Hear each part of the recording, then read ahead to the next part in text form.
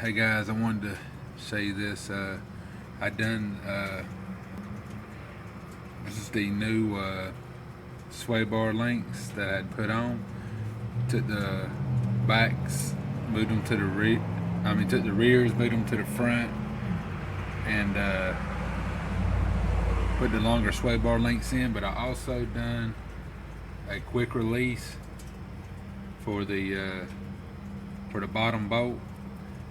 I can't remember exactly which person I had seen that had posted this, but they had posted how they had done it, so I thought I'd give it a shot. And so there it is.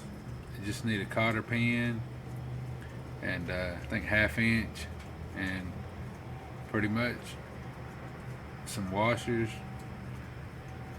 and that's pretty much how it's done. Did this side and done the other side. It's pretty easy, and that way if I want to detach, I just can take them off and move them up and bungee them somewhere in there. But I just thought I'd post this, let y'all know that you can do this. If you want to know some more information about it, just hit me up. It's Jamie, Jeep Mod Nation.